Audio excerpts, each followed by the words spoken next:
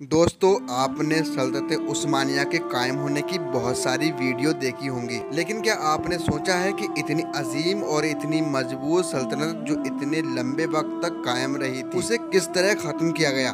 दोस्तों, जब भी आप इसके बारे में पता लगाने की कोशिश करेंगे आखिर सल्तनत उस्मानिया का खात्मा कैसे हुआ था, तो आपको सबसे पहले ये चीज़ जो मिलेगी, फर्स्ट वर्ल्ड वॉर यानी जो सबसे पहला विश्व युद्ध हुआ था उसमें सल्तनत उस्मानिया की फौज को हार नसीब हुई थी और इस हार की वजह से ही सल्तनत उस्मानिया को ख़त्म होना पड़ा था। लेकिन दोस्तों, आप इस टॉपिक पर इतिहास की किताबों को गहराई से पढ़ने की कोशिश करेंगे तो आपको हैरत होगी कि सल्तनत उस्मानिया को ख़त्म करने और उसको कमज़ोर करने में इतनी ज़्यादा मेहनत यूरोपियन कंट्री के उन फौजियों ने नहीं की होगी जितनी सिर्फ और सिर्फ एक ईसाई जासूस ने की थी।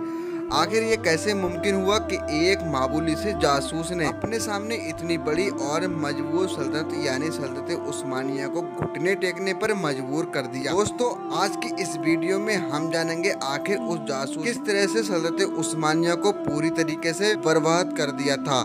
साथ ही साथ इस जासूस की कहानी जानेंगे, आखिर वो जासूस कौन था और कहां से आया था और किस तरह उसने अपने कामों को अंजाम दिया था। दोस्तों, आपको वीडियो कैसी लगी हमें कमेंट बॉक्स में जरूर बताएं। दोस्तों, अगर आपको वीडियो पसंद आए तो वीडियो को दिल से लाइक करके आगे शेयर जरूर करें और हमारे चैनल को सब्सक्राइब जरूर करें और बेल आइकन जरूर दबाएं ताकि हमारी वीडियो की आने वाली नोटिफिकेशन आप लोगों तक पहुँचती रहे। दोस्तों, ये कहानी है एक ऐसे इंसान की जिसने वो काम को अंजाम दिया कि जिस काम को कई मुल्कों की फौजें मिलकर नहीं कर सकी थी।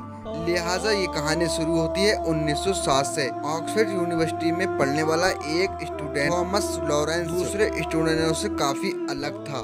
एक तरफ दूसरे बच्चों को खेलने कूदने में दिलचस्पी थी, वहीं थॉमस लॉरेंस को इतिहास की किताबें पढ़ने की दिलचस्पी हुआ करती थी।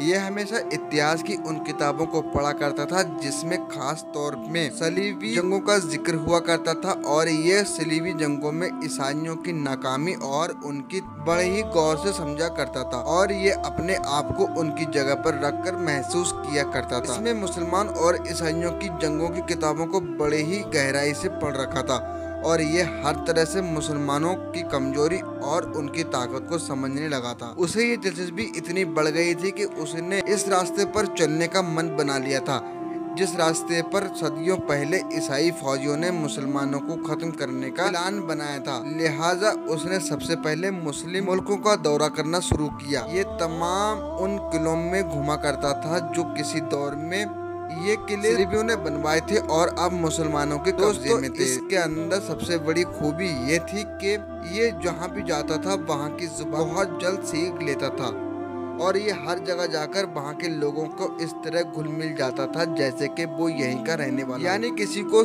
शक ना हो सके कि ये यहाँ का रहने वाला नहीं है। इसी वक्त यानी 1914 पहला विश्व युद्ध शुरू हो चुका था। इस विश्व युद्ध में जहाँ एक तरफ फ्रांस, रूस और बरतानिया थे, वहीं दूसरी तरफ ऑस्ट्रेलिया, जर्मन और खिलाफत उस्मानिया। क्योंकि थॉमस लॉरेंस ने अरबी इलाका बहुत ही अच्छी तरीके से जानता था, लिहाजा इसी बात का फायदा उठाकर सल्तनत उस्मानिया की जितनी भी दुश्मन फौजें उन्होंने लॉरेंस से जंग के नक्शे बनवाने का काम बहुत ही तेजी के साथ शुरू कर दिया था और थॉमस लॉरेंस ने सल्तनत उस्मानिया के दुश्मनों को खूब नक्शे बनाकर दिए। अंग्रेजों को यकीन था कि सल्तनत उस्मानिया भले ही कमजोर हो गई हो, सल्तनत उस्मानिया को हराने की जर्रा बराबर भी ताकत नहीं रखते थे। इस बात का सबूत खलील पाशा ने अंग्रेजों को शिकस्त देकर दे दिया था। अब ये नक्शे बनवाने वाला शख्स नौजवान लड़का थॉमस लॉरेंस दिखने में किधरी से भी सिपाही नहीं लगता था। उसका कद सिर्फ 5.25 फीट था और उसका जिस्म भी बड़ा कमजोर हुआ करता था। एकदम से मुसलमानों के खिलाफ ईसाइयों के साथ फौज में शामिल हो गया था और उसने जंग का नक्शा ही बदल दिया क्योंकि उसने इतिहास की किताबों को बड़े ही गहराई से पढ़ रखा था और इसने मुसलमानों की ताकत और कमजोरी को बड़े ही अच्छे से समझ रखा था। थॉमस लॉरेंस को पता था कि मुसलमानों से सीधे सीधे जंग नहीं लड़ सकते। उसने बड़े ही चालाकी से मुसलमानों को आपस में लड़ा दिया और इस वजह से सल्तनत उस्मानिया को घुटने टेकने पर मजबूर कर दिया। दोस्तों, लॉरेंस ने मुसलमानों को टुकड़ों में बांट दिया। दोस्तों, आज की वीडियो में बस इतना ही। मिलते हैं एक और नई वीडियो के साथ, तब तक के लिए खुदा हाफिज। अस्सलाम वालेकुम वरहमतुल्लाहि वबरकातुहू।